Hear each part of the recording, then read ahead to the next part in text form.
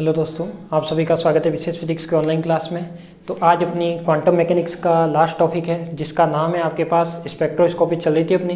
तो स्पेक्ट्रोस्कोपी में जो आपका लास्ट टॉपिक है वो है आपके पास एकल किरण स्पेक्ट्रोफोटोमीटर। ठीक है, यानी जो अपने पास सिंगल स्लिट के लिए जो स्पेक्ट्रोफोटोमीटर होता है वो क्या होता है, यह एक प्रैक्टिकल इंस्ट्रूमेंट होता है। तो इसी प्रैक्टिकल इंस्ट्रूमेंट की आज अपन बात करेंगे। तो देखो, मैंने आपको क्या क्या समझा दिया था, स्पेक्ट्रोस्कोपी क्या होती है, इसमें कैसे स्पेक्ट्रम अपन को मिलते हैं, कितने टाइप से ये मेथड होते हैं। एक तो उत्सर्जन होता है, एक अवशोषण होता है। उत्सर्जन में क्या होता है, अवशोषण में क्या होता है, दोनों के ब्लॉक डायग्राम कैसे होते हैं वो भी मैं आपको बता चुका हूँ। उसके बाद जो इसके इंपॉर्टेंट घटक है, यानी जो अपने पास ब्लॉक डायग्राम बनाए थे दोनों स्पेक्ट्रोमेट्री के लिए, यानी उत्सर्जन के लिए और अवशोषण के लिए, उसके मैं घटक की भी व्याख्या आपके साथ कर चुका हूँ। अब आपका ये जो लास्ट टॉपिक है सिलेबस का और क्वांटम मैकेनिक्स का भी अपने लास्ट टॉपिक है, तो उसकी बात करते हैं एकल किरण स्पेक्ट्रोफोटोमीटर। ठीक है, तो सबसे पहले यदि बात करते हैं तो इसमें देखो होता क्या है। सबसे पहले मानता हूँ कि इसमें जो डायग्राम है, डायग्राम चलो बाद में समझते हैं, पहले तो इसमें ये क्या क्या अपन फाइंड आउट कर सकते हैं। तो ये एकल किरण स्पेक्ट्रोमीटर क्या एक तरह से आप सस्ता और सरल और अधिक सुग्राह्यता वाला क्या होता है, एक इंस्ट्रूमेंट होता है। ये यदि आप प्रैक्टिकल भी करना चाहो तो प्रैक्टिकल भी आपको बहुत सारी कॉलेजों में मिल सकता है, प्रैक्टिकल अवेलेबल होता है ये, और है आज भी कई कॉलेजों में है। तो यदि मैं बात करता हूँ तो इसकी एकल किरण स्पेक्ट्रोफोटोमीटर होता क्या है, तो वही जो आपने पहले क्या पढ़ा है, उत्सर्जन स्पेक्ट्रम, और बाद में क्या पढ़ा है, अवशोषण पढ़ा है, उत्सर्जन स्पेक्ट्रम पढ़ा है। तो उसी से रिलेटेड है ये भी। बस ये क्या है यार, प्रैक्टिकल इंस्ट्रूमेंट है, इसलिए इसे पर्सनल नाम दिया गया है एकल किरण स्पेक्ट्रोफोटोमीटर। अब ये एकल किरण स्पेक्ट्रोफोटोमीटर नाम क्यों दिया गया, तो देखो मैंने यहाँ पे एक वर्णित्रक यहाँ पे एक काम में लिया है, जो ये तो क्या है आपका सोर्स है। यहाँ पे मैंने एक चीज काम में लिया जो क्या है, एक वर्णित्र यानी मोनोक्रोमीटर क्या होता है अपने पास, यानी जो भी अपने पास जो इंसिडेंट हो रही है, जो भी अपने पास सोर्स आ रहा है, सोर्स से क्या आ रही है, अपनी रेडिएशन आ रही है, तो वो क्या करेगा, उसको एक वर्णीय प्रकाश में कन्वर्ट कर लेगा। किस में कन्वर्ट करेगा, एक वर्णीय प्रकाश में, जिसकी तरंग दैर्ध्य क्या हो आपके पास, एक ही तरंग दैर्ध्य हो, यानी एक वर्णीय प्रकाश हो। क्योंकि जो सोर्स होगा, सोर्स में आप क्या काम में लेते हो, लैंप काम में लोगे। तो ये मैं पहले बता चुका हूँ कि सोर्स में आप कौन कौन से लैंप काम में लेते हो, वापस बता दूंगा। तो देखो सोर्स में ये क्या होगा, यहाँ से बहुत सारे तरंग दैर्ध्य की रेडिएशन उत्पन्न निकलेगी। तो ये क्या करेगा, एक उस जो जितनी भी रेडिएशन आएगी उसको क्या करेगा, केवल एक वर्णी में कन्वर्ट करेगा, यानी एक सिंगल सोर्स में कन्वर्ट करेगा, यानी मोनोक्रोमीटर में कन्वर्ट करेगा। तो वो वहां से कहा जाएगी, फिर स्लिट से फिर कहा जाएगी चैम्बर में क्या होता है आपके पास, सैंपल रहता है। तो इस डायग्राम की व्याख्या तो मैं भी आपके सामने करूंगा, पहले तो ये लिखा है वो समझा देता हूँ। तो देखो इसमें जो प्रकाश की तीव्रता होती है वो तरंग दैर्ध्य के पदों के रूप में गणना कर सकते हैं। प्रकाश की तीव्रता मतलब इसमें यहाँ पे जो भी रेडिएशन से इंटेंसिटी उत्पन्न होगी, तो वो इंटेंसिटी आप यहाँ से इस इंस्ट्रूमेंट से क्या कर सकते हो, निकाल सकते हो। इस इंस्ट्रूमेंट के अलावा और क्या क्या आप निकाल सकते हो, इसके अलावा आप निकाल सकते हो, एक तो देखो क्या निकाल सकते हो आप, इसकी इंटेंसिटी, जो भी इंसिडेंट होने वाली है जो रेडिएशन है उसकी क्या निकाल सकते हो, तीव्रता यानी इंटेंसिटी निकाल सकते हो। एक उसकी क्या निकाल सकते हो, तरंग दैर्ध्य जो आपको स्पेक्ट्रम के लाइन के रूप में मिलेगी वो भी निकाल सकते हो। फिर क्या होगा आपके पास, ये देखो मैंने जो निकालते हैं, तीव्रता निकाल सकते हैं। यहाँ पे अवशोषणांक मैंने बताया था, जो कैपिटल ए से आपको बताया था कि अवशोषणांक क्या होता है, इसको भी आप निकाल सकते हो कैपिटल ए के द्वारा। सांद्रता निकाल सकते हो, कोई भी पदार्थ रखते हो चैम्बर में, यानी क्या होता है, जो इलेक्ट्रोमैग्नेटिक रेडिएशन और पदार्थ के बीच में जो अन्योन्य क्रिया होती है, वहां से जो अपन को स्पेक्ट्रम मिलता है वही क्या कहलाती है, स्पेक्ट्रोमी की विधि कहलाती है। तो अपन कह सकते हैं कि यहाँ क्या है, ए क्या निकाल सकते हैं, अवशोषणांक निकाल सकते हैं, पदार्थ की सांद्रता सी निकाल सकते हैं। सांद्रता सी कब निकालोगे, जब उसमें पास क्या हो, जो अपने पास सैंपल है वो कैसा लिया है आपका, लिक्विड लिया या विलियन लिया हुआ, तो ये आप सांद्रता उसकी निकाल सकते हो। यदि मैं बात करूं बियर्ट लैम्बर्ट का सत्यापन, तो बियर्ट लैम्बर्ट लॉ मैंने बता दिया था, नियम होता है वो क्या होता है, बियर्ट लैम्बर्ट नियम वो होता है अपने पास A = एप्सिलॉन LC, ये वाला आपका बियर्ट लैम्बर्ट नियम होता है। ये मैं पहले आपको बता चुका हूँ, इससे जस्ट पीछे वाली क्लास में। C सांद्रता है, L क्या है अपने पास, टैग जो पदार्थ लिया है अपन ने, जो लिया है कौन सा, विलियन या कोई लिक्विड लिया है, उसमें जो EM रेडिएशन जितनी दूरी तय करती है वो क्या, उसकी लेंथ L है। एप्सिलॉन क्या है उसकी, जैसे निर्वात की विद्युतशीलता होती है वैसे इसमें क्या होती है, मोलर होती है। ठीक है, तो ये मैं बियर्ट लैम्बर्ट नियम का सत्यापन भी आप इसके सहायता से कर सकते हो। तो देखो इसमें आप ये तीव्रता निकाल सकते हो, अवशोषणांक निकाल सकते हो, सांद्रता निकाल सकते हो। बाकी बहुत इंपॉर्टेंट कंसेप्ट है बियर्ट लैम्बर्ट का सत्यापन, ये भी आप इस इंस्ट्रूमेंट के द्वारा कर सकते हो। अब मैं बात करता हूँ इसके प्रोसेस की कि इसमें कौन कौन से घटक है। तो देखो यदि मैं सबसे पहले इसके घटक की बात करूँ, तो घटक की बात करूँ तो देखो इसका जो फर्स्ट घटक होगा वो तो क्या होगा, आपका सोर्स होगा। क्या होगा, स्रोत। जो आपका फर्स्ट घटक है वो क्या है यहाँ पे, सोर्स। सेकंड जो घटक है वो क्या है आपका, एक वर्णित्र। क्या है आपका, एक वर्णित्र यानी मोनोक्रोमीटर। थर्ड है आपका वो क्या है, आपकी स्लिट मान लो या फिर आप क्या मान लो, इसका द्वारक मान लो, क्या मान लो, द्वारक। फोर्थ लिखा है मैंने चैम्बर, तो चैम्बर में क्या होता है आपका, कोई भी पदार्थ या प्रतिदर्श होता है, क्या होता है, प्रतिदर्श या पदार्थ। अभी मैं एक एक चीज को एक्सप्लेन करूंगा। प्रतिदर्श या पदार्थ लिख सकते हो, ठीक है, या सैंपल लिख सकते हो। नेक्स्ट होता है आपके पास फोटोन संसूचक, तो ये भी मैं आपको इसके बारे में भी डिटेल से तो पहले बता चुका हूं, पर वापस आज एक्सप्लेन करूंगा। नेक्स्ट क्या होता है आपके पास, फोटोन संसूचक के बाद एम्पलीफायर, प्रवर्धक, और उसके बाद क्या होता है अपना आउटपुट, ठीक है। ये इसके क्या है, सब घटक है। अब देखो इसमें, इसको समझो पहले। तो डायग्राम में होता क्या है, देखो यहाँ पे मैं एक एक की व्याख्या करता हूँ। तो यहाँ पे जो सबसे पहले सोर्स है, सोर्स क्या काम करेगा आपका, सोर्स वो काम करेगा जो क्या काम करेगा बताओ, सोर्स क्या काम करेगा, जो ईएम रेडिएशन है, ईएम रेडिएशन को इमिट करेगा, यानी सोर्स क्या करेगा, इमिट रेडिएशन को निकालेगा। जैसे इमिट रेडिएशन को निकालेगा तो वो इमिट रेडिएशन कहाँ जानी चाहिए, जब अपन को स्पेक्ट्रम पढ़ना है तो उसके लिए वो रेडिएशन कहाँ जानी चाहिए, आप जानते हो अच्छे से कि कहाँ जानी चाहिए, वो पदार्थ के साथ क्रिया करेगी। तो पदार्थ के साथ क्रिया करती है तो यहाँ से क्या निकलेगा, अपने सोर्स से क्या निकलेगी, बहुत सारी ईएम रेडिएशन निकलेगी। तो यहाँ पे मैं मान सकता हूँ कि यहाँ पे मैं आपको नाम भी लिख के बता देता हूँ कि जो सोर्स में आप काम में लेते हो वो क्या क्या काम में लेते हो।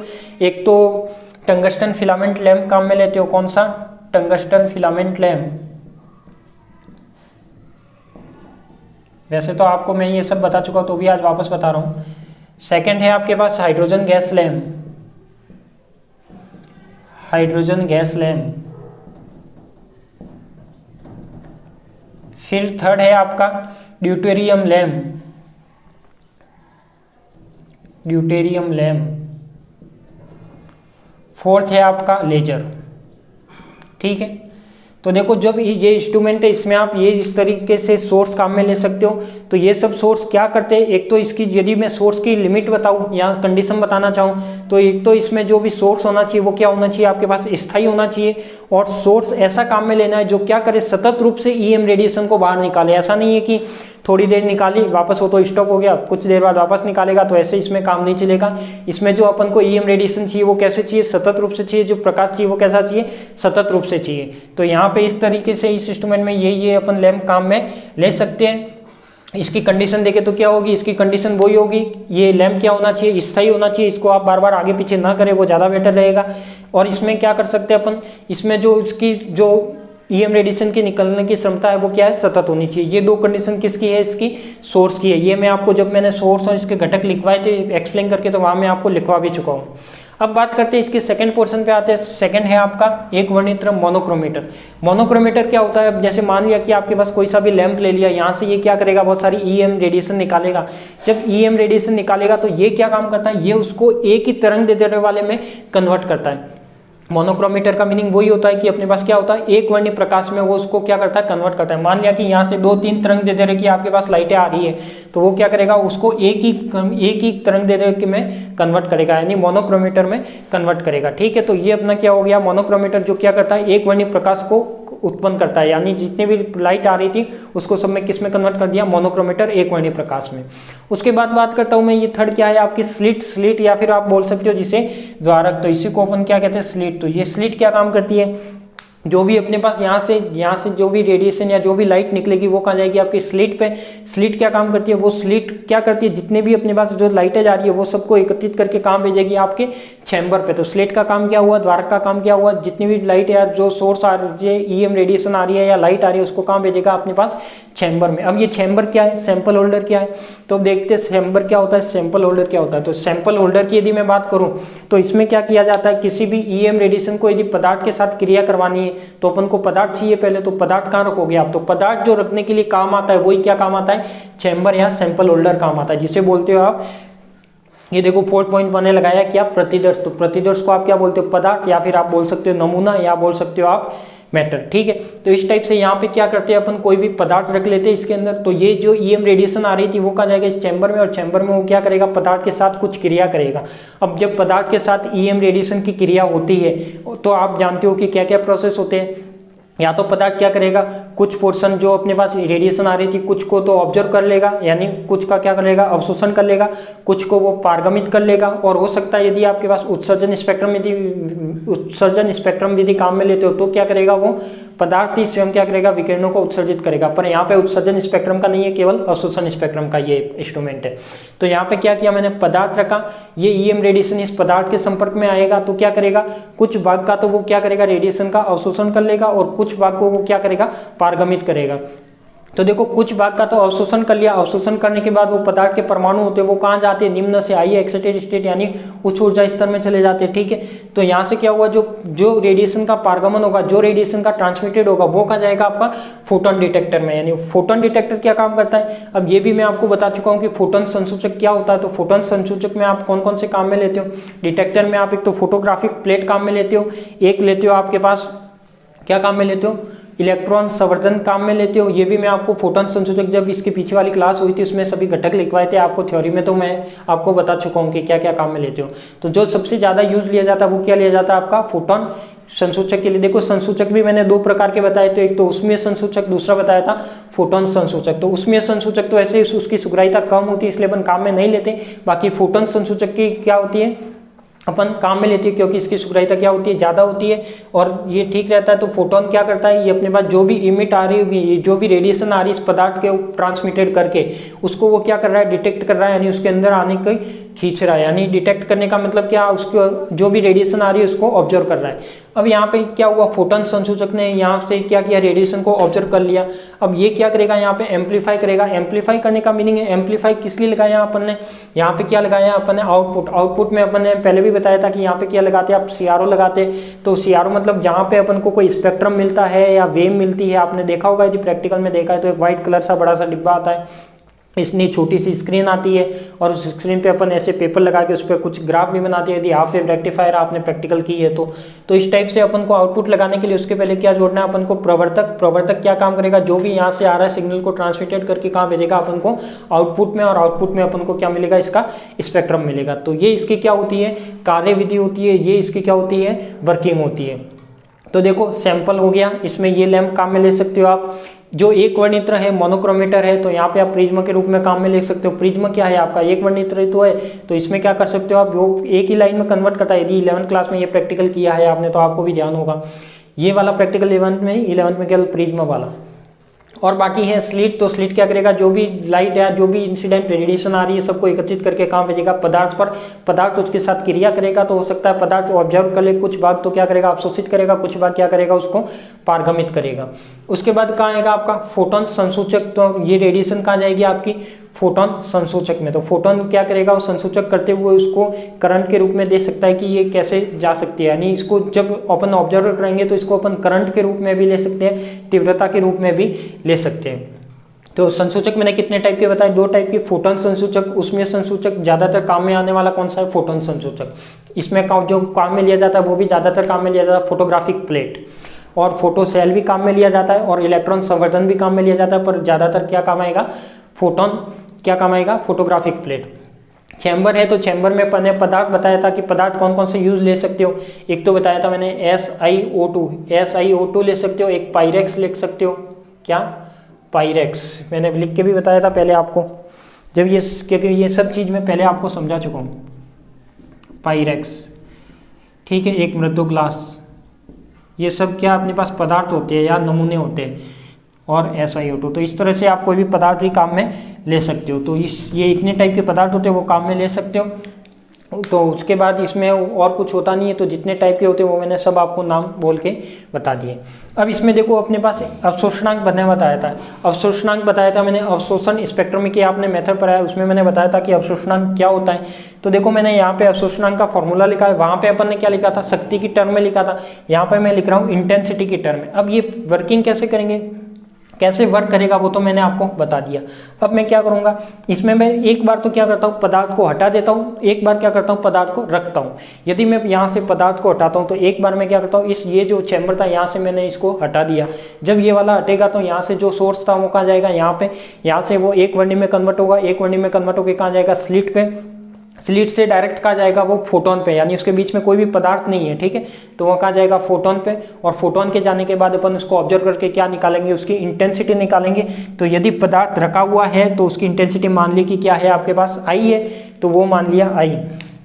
एक बार में क्या करना है आपको, फर्स्ट वाली टर्म में करना है, पदार्थ को हटाना है, ठीक है। यहाँ तो क्या था आपके पास, सॉरी, पदार्थ को पहले हटाया था, तो पदार्थ को पहले हटाया तो उसकी इंटेंसिटी क्या होगी, I0।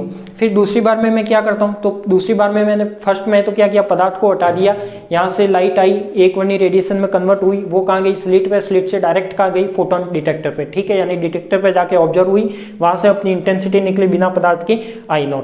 अब मैं बात करता हूँ कि जी पदार्थ रख दिया, पदार्थ रखने के बाद क्या होगा, रेडिएशन यहाँ पे आएगी, EM रेडिएशन आएगी, एक वर्णी वो बन के आएगी, वो क्या करेगा, यहाँ पे पदार्थ के साथ क्रिया करेगा, पदार्थ के साथ क्रिया करके कुछ भाग उसका अवशोषित हो जाएगा, कुछ भाग उसका पारगमन हो जाएगा, आगे जाएगा तो वो कहाँ जाएगा, डिटेक्टर में, और जो उसकी इंटेंसिटी आएगी वो क्या आएगी, आई आएगी।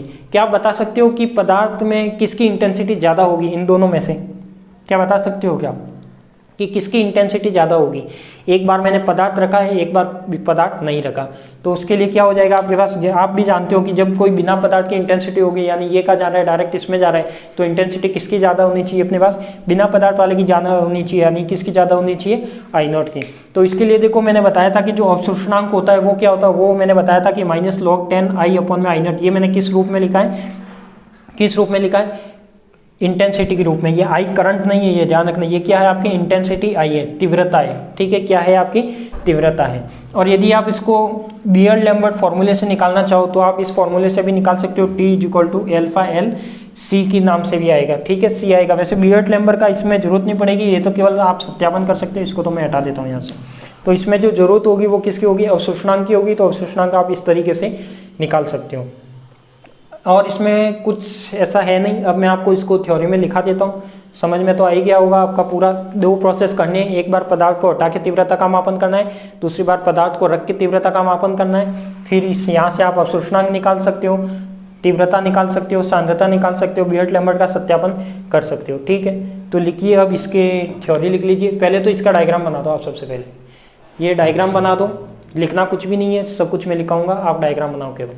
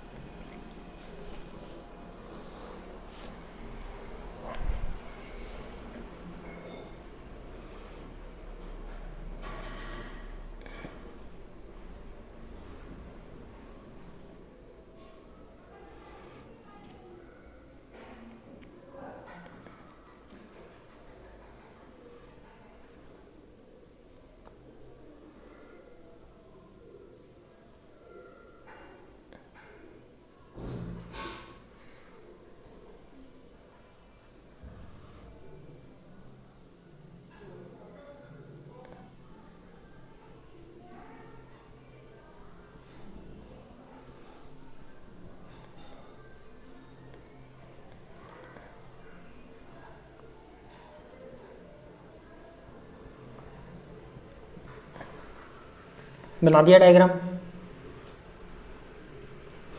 इसमें लिखिए, स्पेक्ट्रोफोटोमीटर एक ऐसी युक्ति है, स्पेक्ट्रोफोटोमीटर एक ऐसी युक्ति है जिससे प्रकाश की तीव्रता, स्पेक्ट्रोफोटोमीटर एक ऐसी युक्ति है जिससे प्रकाश की तीव्रता तरंगदैर्ध्य के पदों में, जिससे प्रकाश की तीव्रता तरंगदैर्ध्य के पदों में गणना की जा सकती है। स्पेक्ट्रोफोटोमीटर एक ऐसी युक्ति है जिससे प्रकाश की तीव्रता तरंगदैर्ध्य के पदों में गणना की जा सकती है। एकल किरण स्पेक्ट्रोफोटोमीटर एक सरल तथा सस्ती युक्ति है। एकल किरण स्पेक्ट्रोफोटोमीटर एक सरल तथा सस्ती युक्ति है। एकल किरण स्पेक्ट्रोफोटोमीटर एक सरल तथा सस्ती युक्ति है जिसके द्वारा आपतित प्रकाश की तीव्रता, जिसके द्वारा आपतित प्रकाश की तीव्रता, जिसके द्वारा आपतित प्रकाश की तीव्रता कॉमा पदार्थ या प्रतिदर्श की विभिन्न तरंगदैर्ध्य पर, कॉमा पदार्थ या प्रतिदर्श की विभिन्न तरंगदैर्ध्य पर अवशोषणांक, विभिन्न तरंगदैर्ध्य पर अवशोषणांक, कॉमा द्रव्य विलयन की सांद्रता, कॉमा द्रव्य विलयन की सांद्रता तथा बेयर्ट लैम्बर्ट नियम का सत्यापन कर सकते हैं, तथा बेयर्ट लैम्बर्ट नियम का सत्यापन कर सकते हैं। तो मैंने यही लिखा है जो बोर्ड पर लिखा हुआ था कि क्या क्या निकाल सकते हैं, तीव्रता निकाल सकते हैं, इसकी तरंगदैर्ध्य के पदों में व्याख्या कर सकते हैं, अवशोषणांक निकाल सकते हैं और बेयर्ट लैम्बर्ट का सत्यापन कर सकते हैं। इसके बाद लिखिए एक एकल किरण स्पेक्ट्रोफोटोमीटर के मुख्य घटक निम्न है। एक एकल किरण स्पेक्ट्रोफोटोमीटर के मुख्य घटक निम्न है। और देखो मुख्य घटक आपके सामने लिख चुका हूं मैं बोर्ड पे, तो ये घटकों के नाम लिख दीजिए आप, फिर अपन वर्किंग लिखते हैं इसकी। अब ये मैं इसको वापस यहाँ पे एक्सप्लेन क्यों नहीं कर रहा, क्योंकि मैं आपको वैसे तो बोल के बता चुका हूँ। बाकी जो इसके पीछे वाली क्लास थी उसमें मैंने सबको अच्छे से एक्सप्लेन किया, पूरी एक क्लास उसी की ली थी जिसके घटकों की व्याख्या करने के लिए, क्योंकि ये घटक क्या सभी स्पेक्ट्रोमेथड में काम आने वाले हैं। घटक लिख लीजिए, फिर मैं आपको बताता हूँ इसकी वर्किंग।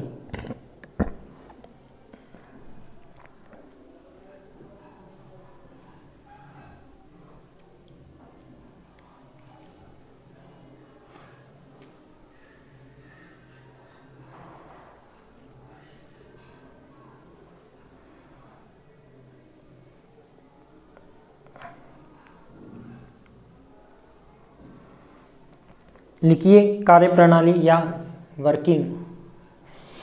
इसमें लिख लीजिए प्रकाश स्रोत द्वारा उत्सर्जित प्रकाश किरणों को, वर्किंग में लिखिए प्रकाश स्रोत द्वारा उत्सर्जित प्रकाश किरणों को,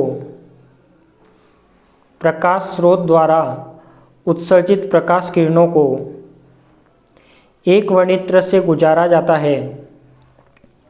प्रकाश स्रोत द्वारा उत्सर्जित प्रकाश किरणों को एक वर्णित्र से गुजारा जाता है।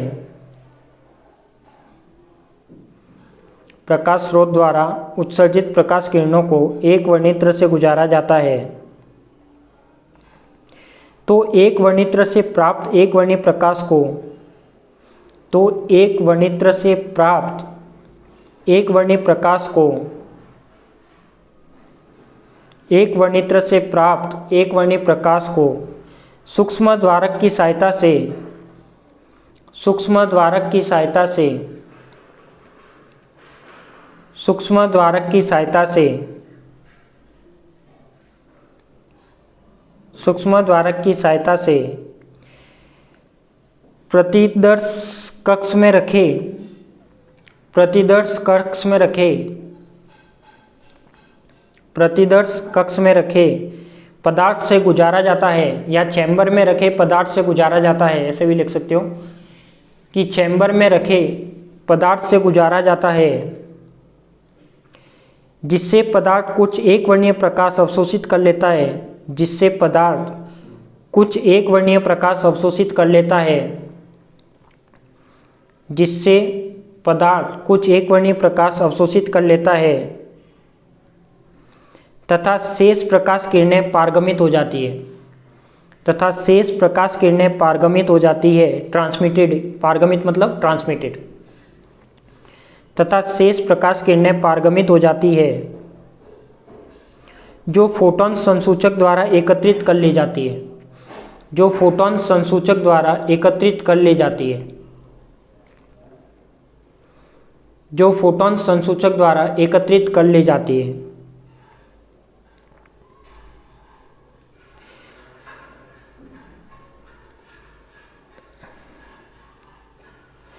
जिसमें फोटोवोल्टिक सेल लगा होता है, जिसमें फोटोवोल्टिक सेल लगा होता है, जिसे हम विद्युत धारा के रूप में संकेत मिलते हैं, जिसमें फोटोवोल्टिक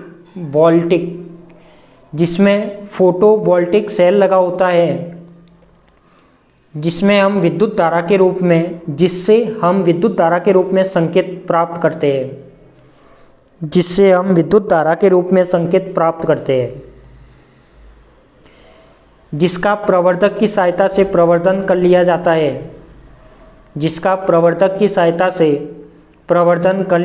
है, तथा निर्गत प्रतिदर्शक में या आउटपुट डिस्प्ले में प्राप्त पाठ्यांक की गणना कर सकते हैं।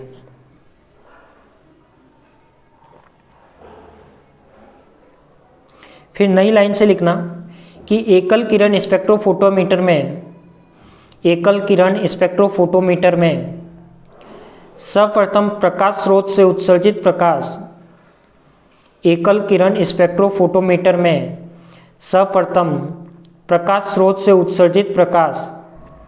किरणों को एक वर्णित्र की सहायता से एक वर्णीय प्रकाश प्राप्त किया जाता है। यानी जो मोनोक्रोमेटर का काम है वो लिखाया है इसमें कि एकल किरण स्पेक्ट्रोमीटर में सर्वप्रथम प्रकाश स्रोत से उत्सर्जित प्रकाश किरणों को एक वर्णित्र की सहायता से एक वर्णीय प्रकाश प्राप्त किया जाता है।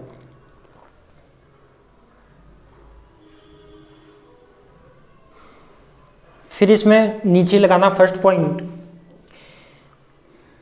इसमें द्वारक से सीधे फोटोन,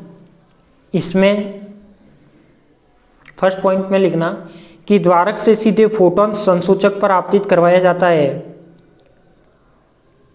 कि प्रकाश किरणों को द्वारक से सीधे फोटोन संसूचक पर आपतित करवाया जाता है। ब्रैकेट में लिख लेना पदार्थ अनुपस्थित।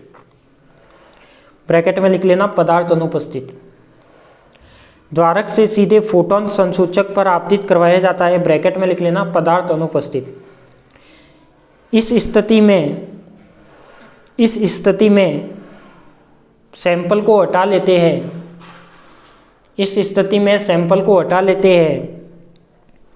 जिससे संपूर्ण उत्सर्जित प्रकाश की तीव्रता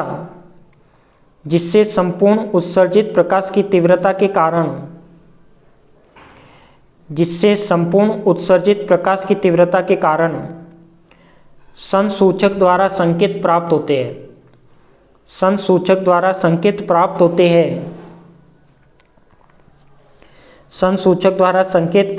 हैं। माना यह तीव्रता I0 है।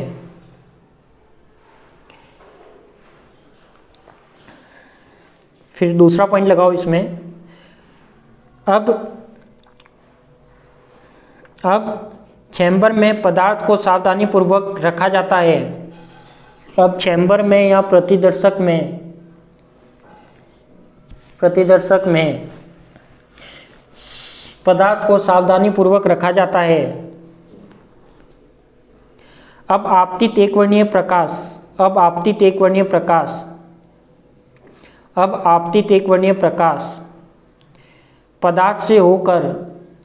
पदार्थ या सैंपल से होकर फोटोन संसूचक पर पहुंचता है,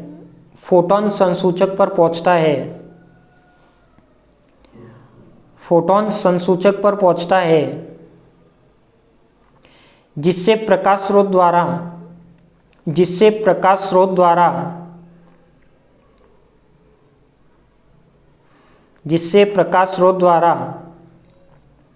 उत्सर्जित प्रकाश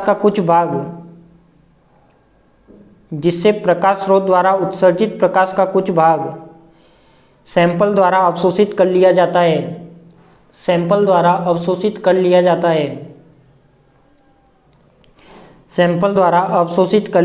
है, तथा शेष पारगमित प्रकाश फोटोन संसूचक पर पहुंचता है,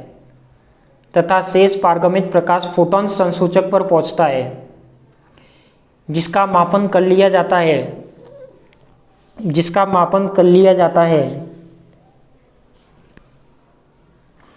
माना यह तीव्रता I है। माना यह तीव्रता आई है,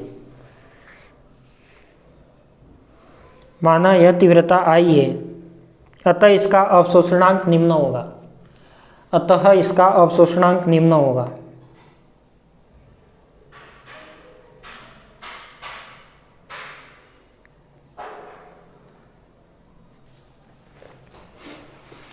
तो अब इसका अवशोषणांक जो मैंने बताया है कि जो ये ए लिखा हुआ A is equal to minus log 10 I upon में आई नॉट, ये इसका फॉर्मूला है, तो ये आप लिख दीजिए, ये लिख दीजिए।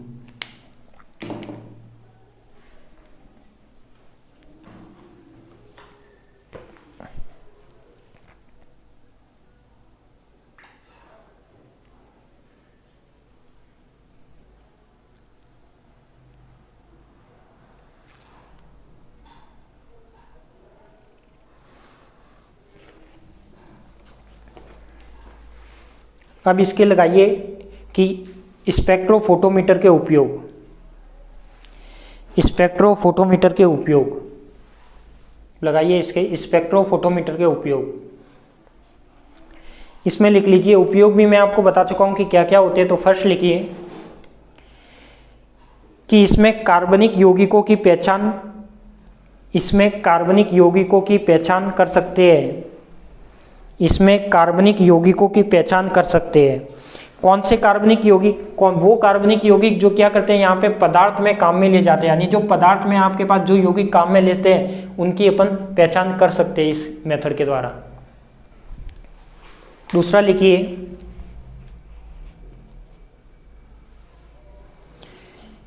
कि इससे विलयन की सांद्रता ज्ञात की जा सकती है, इससे विलयन की सांद्रता ज्ञात की जा सकती है, इससे विलयन की सांद्रता ज्ञात की जा सकती है, तथा अवशोषित या पारगमित, तथा अवशोषित या पारगमित, तथा अवशोषित या पारगमित तरंगदैर्ध्य का मापन भी कर सकते हैं, तरंगदैर्ध्य का मापन भी कर सकते हैं, तरंगदैर्ध्य का मापन भी कर सकते हैं। नेक्स्ट लगाओ इसकी सीमा, एकल किरण पुंज स्पेक्ट्रोफोटोमीटर की सीमा, यानी इस इंस्ट्रूमेंट की लिमिट क्या होगी, सीमा क्या होगी, वो लिखिए कि यह किरण पुंज स्पेक्ट्रोफोटोमीटर, यह किरण पुंज स्पेक्ट्रोफोटोमीटर कम लागत, कॉस्ट कम है इसकी, कम लागत, कॉमा उच्च प्रकाश क्षमता, उच्च प्रकाश क्षमता, कॉमा उच्च सुग्राहिता वाला, कॉमा उच्च सुग्राहिता वाला एक सरल प्रकाशीय यंत्र है, एक सरल प्रकाशीय यंत्र है, लेकिन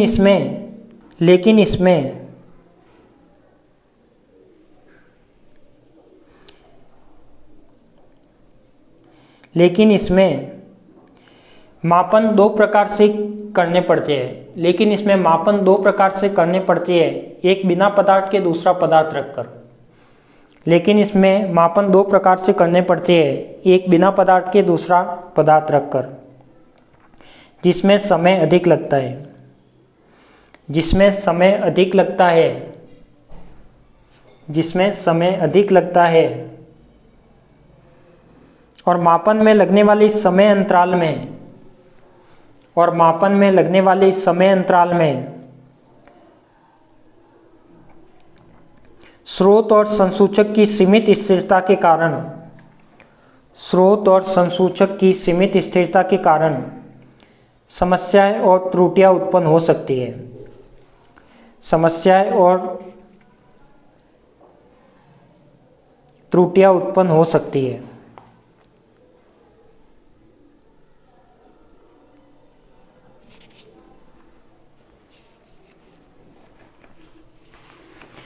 तो ये आपका क्या हो गया, इसी के साथ ये एकल स्पेक्ट्रोफोटोमीटर कंप्लीट हो जाता है। तो इसमें जो स्पेक्ट्रोस्कोपी की थी, यानी देखो जो थ्योरेटिकल पोर्शन था आपका स्पेक्ट्रोस्कोपी का, उसमें आपकी लगभग 3 क्लास हुई है। फर्स्ट में मैंने क्या बताया था, स्पेक्ट्रोस्कोपी क्या होती है। सेकंड मैंने क्या बताया कि उसके कितने टाइप होते हैं, जिसमें उत्सर्जन स्पेक्ट्रोस्कोपी और अब्सॉर्प्शन स्पेक्ट्रोस्कोपी दोनों के मेथड के बारे में बताया, दोनों के नोट्स भी लिखवाया, complete theory with diagram. Third class में मैंने डायग्राम भी बताया है, और इसमें ये आपकी फोर्थ क्लास होगी लगभग, जिसमें क्या है आपका एकल स्पेक्ट्रोफोटोमीटर कंप्लीट है। तो इसी के साथ अपनी क्वांटम मैकेनिक्स क्या हो जाती है, कंप्लीट हो जाती है। यूनिट फोर्थ का लास्ट टॉपिक था, तो इसी के साथ अपनी क्वांटम मैकेनिक्स को क्या कर देते हैं, कंप्लीट कर देते हैं। अब कुछ इन्फॉर्मेशन है वो आपको मैं दे देता हूँ।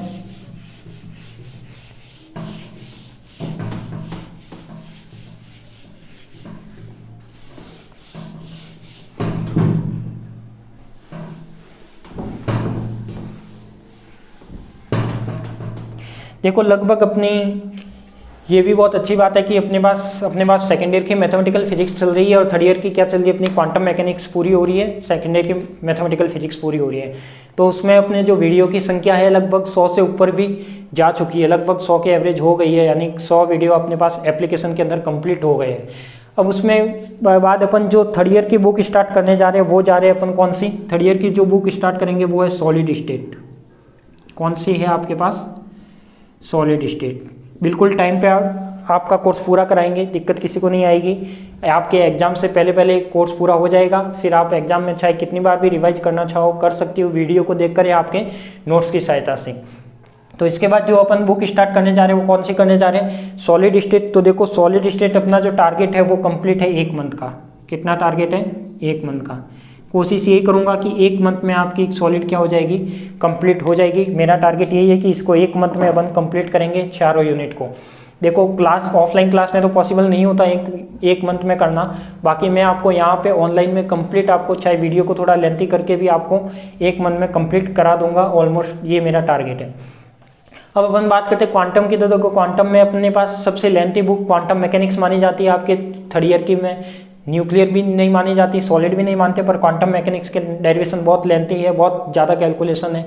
आप कर चुके हो, डेरिवेशन कर चुके हो तो आपको पता है कि बहुत सारे लॉन्ग मेथड है इसमें।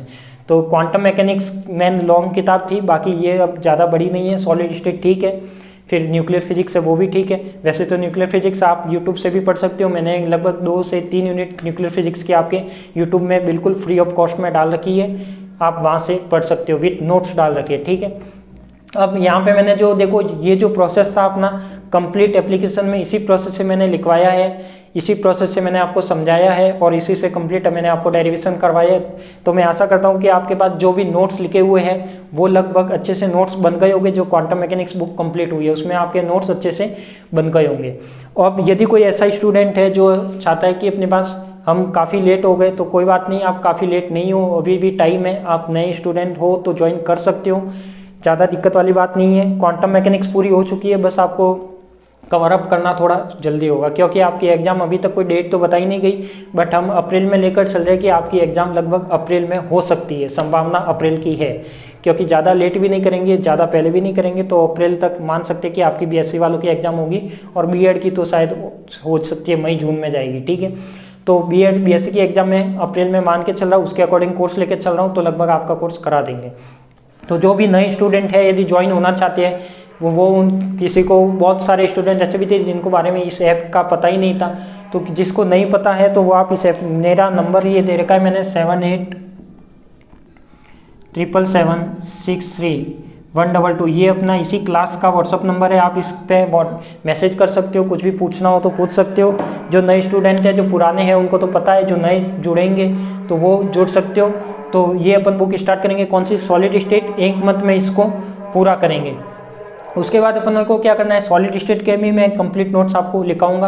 अब क्वांटम मैकेनिक्स से रिलेटेड आपका होगा क्या, अब आपके कुछ इसके असाइनमेंट आएंगे। असाइनमेंट कैसे, असाइनमेंट में ऐसा होगा कि एक क्लास बनेगी, यानी एक ग्रेटर क्लास बनेगी, बड़ी सी क्लास बनेगी, जिसमें आपका जो ये क्वांटम मैकेनिक्स की एक यूनिट है, इस यूनिट के बारे में क्या करूँगा, मतलब शॉर्टली एक्सप्लेन करूँगा। शॉर्टली कैसे, शॉर्ट मतलब जो कंपटीशन के अकॉर्डिंग इंपॉर्टेंट रहता है, जो कंपटीशन फिजिक्स के एग्जाम लगते हैं उसके अकॉर्डिंग इंपॉर्टेंट रहता है, उसके बेस पे जो न्यूमेरिकल रहते हैं उसके अकॉर्डिंग इंपॉर्टेंट रहता है, बाकी आपके जो पुराने क्वेश्चन आ रखे पुराने पेपरों में उसके अकॉर्डिंग इंपॉर्टेंट है। तो वो मैं जो भी क्वेश्चन है वो आपके डिस्कस करूँगा, पर वो करूँगा मैं आपके बिल्कुल फ्री ऑफ कॉस्ट रहेगा। आपके यूट्यूब चैनल पर, जो मेरा अपना यूट्यूब चैनल है उसी पे वो वीडियो अपलोड होंगे, तो वहाँ से आप देख सकते हो। असाइनमेंट को सॉल्व करना आपकी जिम्मेदारी है। असाइनमेंट में आपको PDF बना के सेंड कर दूंगा, तो वो आपको करनी है। तो ये जैसे जैसे अपन को बीच में कभी कभी टाइम मिलेगा वैसे आपके वीडियो अपलोड होंगे। तो एक बार तो अपन सॉलिड स्टेज स्टार्ट कर देंगे, उसके बीच में जैसे जैसे टाइम होगा तो अपन इसके एक एक वीडियो जो जो इंपॉर्टेंट टॉपिक है उसको मैं शॉर्टली एक्सप्लेन करूंगा विद डेरिवेशन, क्योंकि मैंने इसमें यहाँ पे आपको कंप्लीट करा दिए हैं। अब जो एक्सप्लेन करना है केवल समझाना है, मतलब शॉर्टली, जैसे बोलते हैं कि फास्ट रिवाइज, तो वो मैं कर सकता हूँ कि फास्ट रिवाइज करके आपको जो पुराने पेपर के क्वेश्चन है वो करा दूंगा। और भी कोई ऐसा कोई रह गया हो कि आप पुराने पेपर एक बार चेक करना और अपने कोई ऐसा क्वेश्चन रह गया हो कि जो अपने नोट्स में कवर अप नहीं हुआ हो, तो आप मुझे वो क्वेश्चन भेज देना, मैं आपको किसी भी वीडियो में आपको करा दूंगा एडजस्ट, ठीक है। तो ये हो गई आपके काम की बात। तो इससे क्वांटम मैकेनिक्स से रिलेटेड कंपटीशन एग्जाम के अकॉर्डिंग ये इंपॉर्टेंट बुक मानी जाती है। चाहे RPSC का एग्जाम हो, चाहे नेट का हो, गेट का हो, चाहे JEM का हो, कोई सा भी एग्जाम हो, बहुत ही इंपॉर्टेंट बुक मानी जाती है ये वाली क्वांटम मैकेनिक्स। तो क्वांटम मैकेनिक्स का रेशो बहुत ज़्यादा होता है क्वेश्चन आने का, तो इसको अपन करेंगे कंपटीशन के अकॉर्डिंग। पर कुछ वीडियो आएंगे आपके यूट्यूब चैनल पर आएंगे, तो आप यूट्यूब चैनल को ज्वाइन कर सकते हो। और जिनको प्रति ये BSc और BSc वाले कोई स्टूडेंट है, BSc और BSc BEd वाले, उनको यदि पढ़ना है तो आप इस एप्लीकेशन को ज्वाइन कर सकते हो। अभी भी लेट नहीं हो, अभी भी कर सकते हो। अभी तो ये सेकंड बुक स्टार्ट हो रही है, फर्स्ट बुक कंप्लीट हुई है, तो सेकंड बुक और न्यूक्लियर फिजिक्स बाकी है, तो आराम से आप कर सकते हो। नंबर लाने का आपके पास लास्ट मौका है, जितनी मेहनत लगा सकते हो लगा लो। उसके बाद आपको अफसोस नहीं होना चाहिए कि हमने नहीं लगाई मेहनत, क्योंकि देखो अब कॉलेज अभी खुल गई है, तो आप वहाँ से भी चाहे पढ़ सकते हो। यदि यहाँ से वहाँ सुविधा नहीं हो सकती तो आप यहाँ से भी पढ़ सकते हो, ऑनलाइन भी पढ़ सकते हो, जैसे भी आपको सुविधा मिले तो कर सकते हो, ठीक है। तो यही आपकी न्यूज़ थी। तो आज के लिए इतना ही।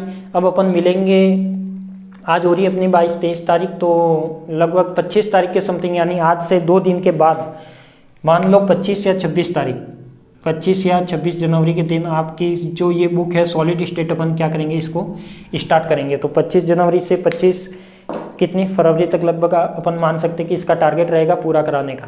तो ये क्या हो जाएगी आपकी 25 या 26 जनवरी तक, ठीक है। तो और जो भी नए स्टूडेंट है, कोई ज्वाइन होना चाहते हैं, तो मुझे कॉल मैसेज कर सकते हैं, मैं उनको लिंक भेज दूंगा, तो आप ऐप डाउनलोड करके लॉगिन करके ज्वाइन हो सकते हो, ठीक है। और इसके रिलेटेड जो असाइनमेंट आएंगे वो आपको, जिन्होंने कोर्स ज्वाइन किया हुआ है उनको तो PDF बिना कहीं मिल जाएगी असाइनमेंट की, वो आपको क्वेश्चन सॉल्व करने हैं ताकि आपकी प्रैक्टिस अच्छी हो जाए, ठीक है। तो आप सभी को धन्यवाद। मिलते हैं अपन नेक्स्ट क्लास में नई बुक के साथ। तो क्वांटम मैकेनिक्स को अलविदा, हमेशा के लिए अलविदा नहीं कहना है, इसको समय समय पर आपको क्या करना है, रिवाइज भी करना है। क्वांटम मैकेनिक्स ऐसा सब्जेक्ट है कि नंबर यदि लाती है तो पूरे भी ला सकती है, और नहीं लाएगी तो 0 भी ला सकती है। तो दोनों प्रोसेस है, अगर लाएगी तो कंप्लीट पूरे में से पूरे भी आ जाएंगे अगर आप मेहनत करोगे तो, और अगर मेहनत नहीं की, आपने रटने की कोशिश की, तो बिल्कुल 0 भी आ सकता है, ये चीज़ ध्यान रखना। तो रटना नहीं है, आपको समझना है। डेरिवेशन को ज़्यादा से ज़्यादा लिखो, रफ कॉपी में ज़्यादा से ज़्यादा पढ़ने की ट्राई करो, ठीक है। तो मिलते हैं अपन नेक्स्ट क्लास में नई बुक के साथ 26 जनवरी के दिन, ठीक है।